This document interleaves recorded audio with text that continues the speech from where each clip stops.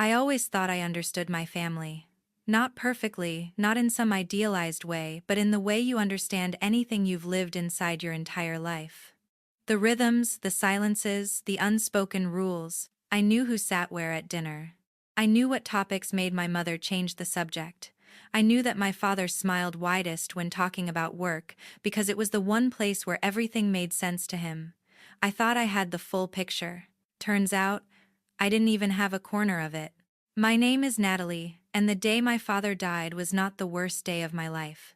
The worst day came 11 days later when I sat in a lawyer's office and learned that the family I grew up in had been built on a lie so deliberate, so carefully maintained, that every single person I loved had played a part in keeping it from me. Let me take you back to the beginning. I grew up in a mid-sized town in the Midwest. My father, Gerald Whitmore, was a civil engineer who ran his own firm. My mother, Diane, was a former teacher who left the profession when I was born and never went back. We were comfortable. Not wealthy in any flashy way, but the kind of comfortable where you don't worry about the electric bill and vacations happen every summer without discussion.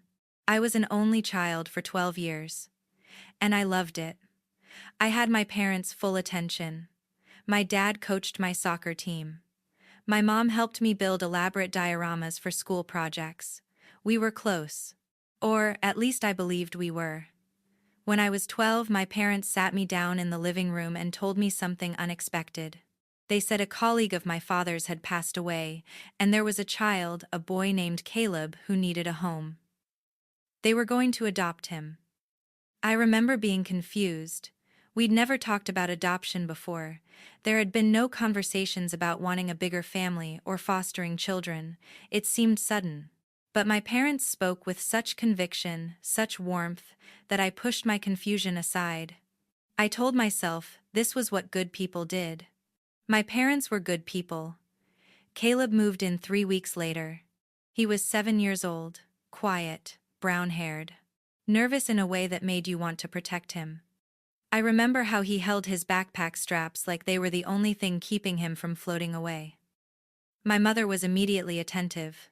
She set up his room before he arrived, new bedding, books on the shelf, a stuffed bear on the pillow. My father was warm but more reserved. He'd pat Caleb on the shoulder, ask about school, make sure he had what he needed. But there was something about the way he looked at Caleb that I couldn't quite name. Not distance exactly, more like guilt. I didn't think much of it at the time. I was 12. I was worried about middle school and whether my best friend's mom would let her sleep over on Fridays. Caleb was just the new addition, the little brother I hadn't asked for but was learning to care about. And I did care about him. Over the next few years, Caleb and I became genuinely close. He was sweet-natured and smart. He struggled socially at school, and I became his defender without anyone asking me to. I helped him with homework. I walked him to the bus stop. When kids picked on him for being the adopted one, I shut it down. What I didn't notice because I wasn't looking for it was how differently our parents treated us beneath the surface. My mother was attentive to Caleb, yes.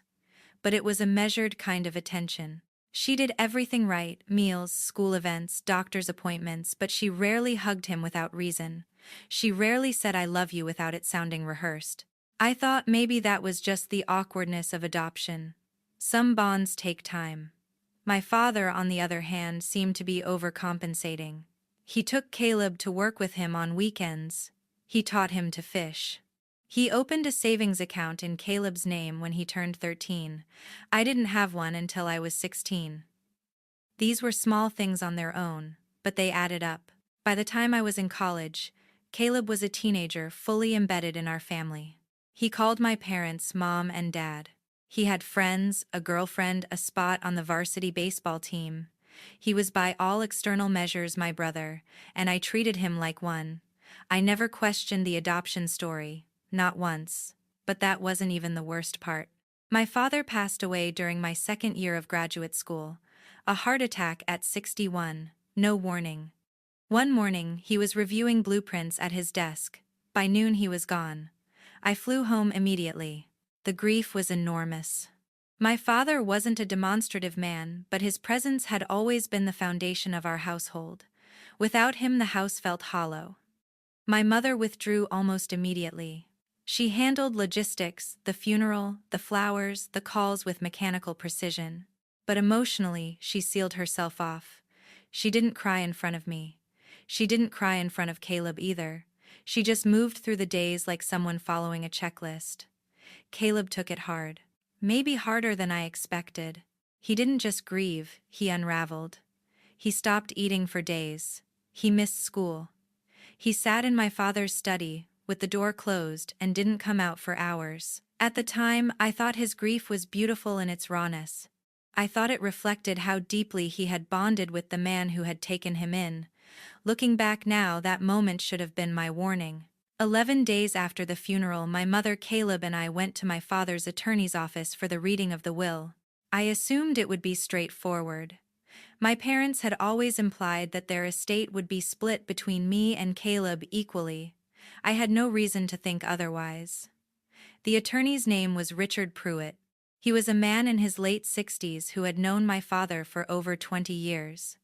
He spoke slowly, formally, the way lawyers do when they're about to deliver something heavy. The first part of the will was unremarkable. Personal items, charitable donations, instructions about the house. Then Richard paused. He adjusted his glasses, and he read the section that altered the trajectory of my life. My father had left the family home to my mother, as expected. He had left me a trust worth approximately $120,000. Respectable. Reasonable. But to Caleb, he had left the entirety of his business, the firm he had built over 30 years, along with a separate investment portfolio valued at just over $1.2 million. Additionally, he had named Caleb as the successor trustee of a family trust that I didn't even know existed. The room went silent. I looked at my mother. She didn't look surprised. She didn't look confused. She looked like someone watching a scene she had already rehearsed in her mind 100 times. I asked Richard if there had been a mistake. He said no. I asked if the will had been recently updated. He said it had been revised 3 times in the past 10 years, each time expanding Caleb's share. I asked why. Richard hesitated. Then he said something I will never forget. He said, "Your father's wishes reflected his personal obligations." He felt strongly that Caleb's position in the family warranted particular consideration. Personal obligations. Those 2 words sat in my chest like a stone. If you enjoy real drama stories like this, consider subscribing. It helps more than you think. I drove home in silence. My mother rode in the passenger seat and said nothing. Caleb sat in the back. I could see him in the rearview mirror.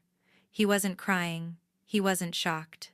He was staring out the window like someone absorbing something he had already half known. That night, I couldn't sleep. I kept turning the phrase over in my mind. Personal obligations. Not love. Not fairness. Obligations. It was a legal word. A transactional word. And it didn't fit the narrative of a man who had charitably adopted a colleague's orphan child. I started digging the next morning. I went through my father's study, the same room Caleb had been sitting in for days. I opened drawers, filing cabinets, old boxes on the top shelf of the closet. I didn't know what I was looking for. I just knew something didn't add up. It took me 3 days to find it. At the bottom of a locked filing cabinet, a cabinet whose key I found taped inside the frame of a family photo, was a manila folder. Inside were documents I was never meant to see. The first was a birth certificate, Caleb's original birth certificate. Not the one filed with the adoption paperwork, the original. And on it, under father, was my father's full legal name, Gerald Raymond Whitmore. Caleb was not adopted. He was my father's biological son. I sat on the floor of that study for I don't know how long.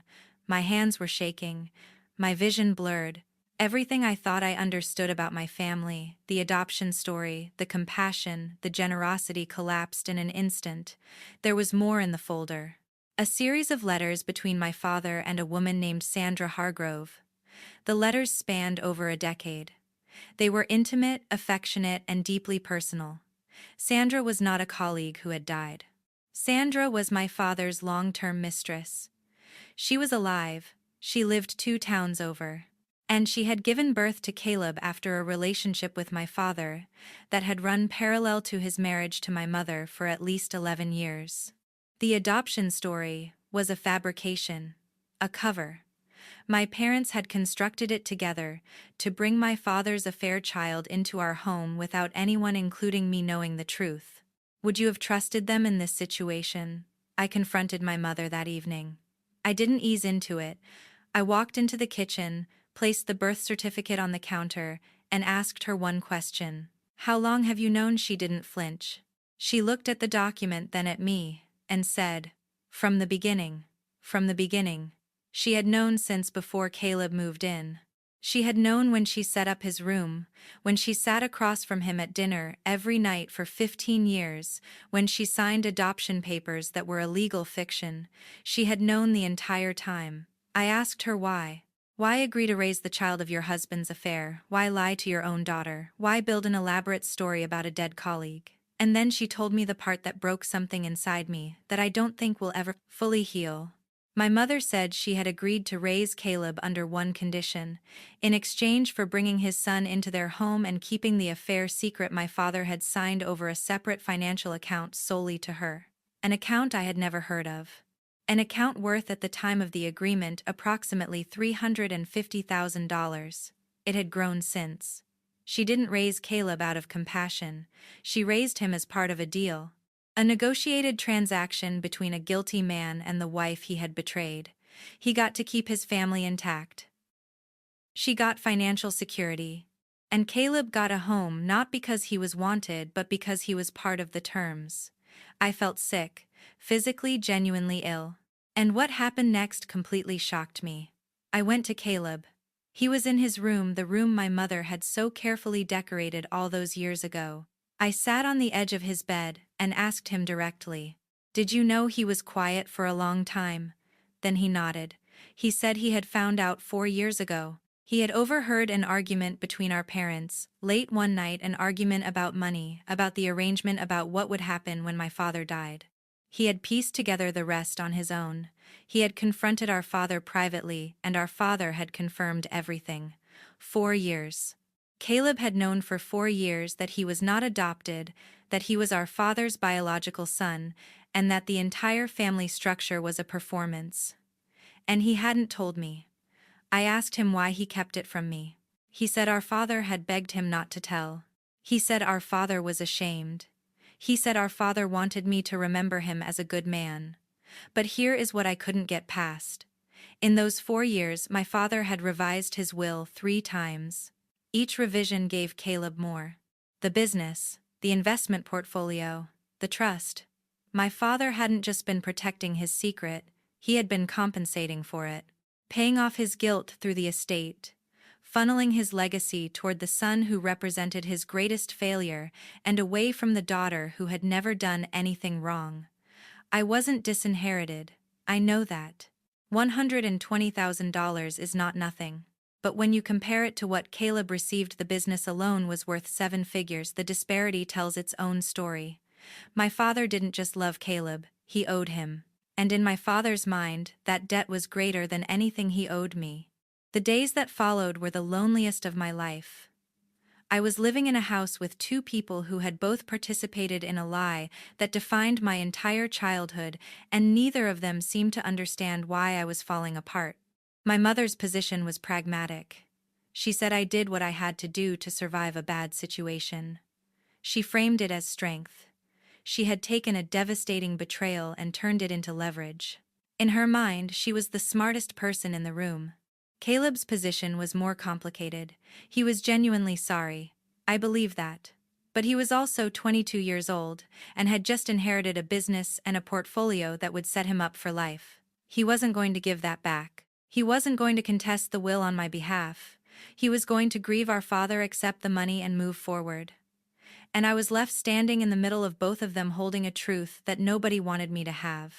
I spent the next 2 weeks going through every document in my father's study. I wasn't looking for more secrets, I was looking for anything that might explain why I had been treated as an afterthought in his final wishes. What I found instead was a pattern. My father had been making payments to Sandra Hargrove for years. Monthly transfers. Some months it was a few $100s.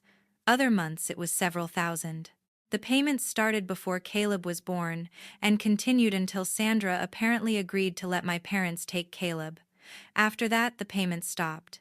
The implication was clear: Sandra hadn't given up her son willingly. She had been paid to do it. I tracked Sandra down. It wasn't hard. She still lived in the same town in a modest house on a quiet street. I showed up unannounced. She opened the door and looked at me like she was seeing a ghost. She knew exactly who I was. If you like stories like this, a like really helps the channel grow. Sandra invited me inside. We sat at her kitchen table, and she told me her side of the story. She and my father had met at a professional conference and started seeing each other when I was 3 years old. The affair lasted until she became pregnant with Caleb. My father panicked. He offered her money to keep quiet. She accepted initially because she needed it. But when Caleb was 5, she started struggling financially, emotionally, in every way. My father offered a different arrangement. He would take Caleb into his home, give him a stable life, and continue supporting Sandra discreetly. She agreed because she felt she had no other choice. But what Sandra told me next was the detail that reframed everything. She said the decision to frame it as an adoption was not my father's idea. It was my mother's. My mother had found out about the affair on her own. She had discovered the payments confronted my father, and instead of leaving, she had proposed the arrangement herself. She would raise Caleb as an adopted child, maintain the family image, and in return my father would sign over a separate account and agree to a revised estate plan that protected her financially no matter what happened. My mother had not been a passive victim. She had been the architect of the entire arrangement. I drove home that night feeling like I was living inside someone else's life. The woman who had raised me, who had packed my lunches and braided my hair, had negotiated the terms of my brother's existence like a business contract. My father had been a cheater, yes, but my mother had been a strategist. And between the two of them, they had built a family on the foundation of mutual leverage, secrets, and financial self-interest. And I was the only person who had lived inside that family without knowing any of it. I confronted my mother one more time. This time I didn't ask questions. I told her what Sandra had told me. I told her I knew that the arrangement was her idea. I told her I knew about the separate account. And I told her that the thing I couldn't forgive wasn't the lie itself, it was the fact that she had decided deliberately that I didn't deserve the truth. She was quiet for a long time, and then she said something that I have replayed in my mind every single day since. She said, "You were the one good thing in this family that wasn't damaged. I wasn't going to let this ruin you too." She said she had kept the secret to protect me, that knowing would have destroyed my childhood, that she had carried the weight of my father's betrayal so that I wouldn't have to. And maybe there was some truth in that. Maybe when I was 12, knowing would have been devastating. But I wasn't 12 anymore. I was 27. And I had spent 15 years loving a family that had collectively decided I was too fragile for the truth. That's not protection, that's exclusion. There's a difference. What would you have done if you were in my place? In the weeks that followed, I made a series of decisions. The first was to hire my own attorney. I wanted the will reviewed. I wanted to understand whether my father's repeated revisions made while concealing material facts about Caleb's relationship to him constituted something legally actionable. My attorney told me it was complicated. The will was properly executed. My father had been of sound mind. The fact that he had a secret biological son didn't automatically invalidate his estate decisions. But the pattern of concealment, the financial arrangement with my mother, and the lack of disclosure to me as a beneficiary, gave us angles to explore. I didn't file a lawsuit, not yet, but I put Caleb and my mother on notice that I was considering it. And that changed the dynamic in the house overnight. Caleb came to me 3 days later. He sat down across from me at the kitchen table, the same table where I had confronted my mother, and he said he wanted to make things right. He offered to split the investment portfolio with me, 50-50. He said he'd keep the business because he'd been working there part-time for years and knew the operations. But he wanted me to have a fair share of the financial assets. I looked at him for a long time. This was the boy I had walked to the bus stop. the boy I had defended against bullies, the boy who I had genuinely loved as my brother. And here he was offering me money that had been redirected from me because of a secret I was never supposed to learn. I told him I needed time to think about it. Then I went to my mother and told her I wanted access to the separate account. The one she had negotiated for herself. The one that existed because she had traded her dignity for financial security and silence. I told her that if she had truly kept the secret to protect me, then the money she had earned from that secret belonged to the family, not just to her. She refused. She said that account was hers. It was the price she had paid for raising another woman's child. It was her compensation for a broken marriage. It was non-negotiable, and in that moment I finally understood the full architecture of my family. My father had been a man who used money to manage guilt. My mother had been a woman who used leverage to manage survival. And Caleb had been the living currency between them. None of it had been about love. Not really. It had been about control, about keeping the story intact, about making sure the outside world never saw the cracks. And I had been the audience. The one person in the family who was supposed to watch the performance and believe it was real. It took me 3 months to make my final decision. I accepted Caleb's offer to split the portfolio. I did not pursue legal action against my mother. I did not try to contest the will. But I did something else. I sat down with Caleb and told him the full truth about Sandra. I told him she hadn't given him up willingly. I told him she had been paid. I told him she was still alive, still living in the same town, and still thinking about him. He cried. Not the quiet, dignified tears he had shed at the funeral. Real body-shaking sobs. The kind that come from a place so deep you didn't even know it was there. He went to see Sandra the following week. I didn't go with him. That was his journey, not mine. As for my mother, I didn't cut her off entirely. But I changed the terms of our relationship. I no longer pretended to believe in the family she had constructed. I no longer performed the role of the grateful, oblivious daughter. When she spoke about the past, I corrected her. When she tried to rewrite the story, I reminded her of what actually happened. She hated it, she still does, but she hasn't denied any of it, and that in its own small way is a kind of progress. I learned something through all of this that I want to leave you with.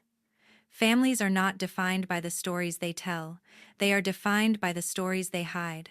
And the person who is kept furthest from the truth is not being protected, they are being controlled. I was the only one who didn't know. And the reason I didn't know wasn't because I couldn't handle it. It was because my knowing would have made it impossible for everyone else to keep pretending. My father's compassion was a transaction. My mother's strength was leverage. And the adoption that defined my childhood was a lie, agreed upon by 2 people who had decided that the truth was less important than the arrangement. I don't hate them. I don't think I'm capable of hating the people who raised me. But I no longer believe the version of them they wanted me to see. And there is a grief in that, a quiet, permanent grief, that I don't think ever fully goes away. The child who was kept in the dark was the only one who ever loved that family for what she thought it was. And maybe that makes me the fool, or maybe it makes me the only honest person in the room. I'll let you decide.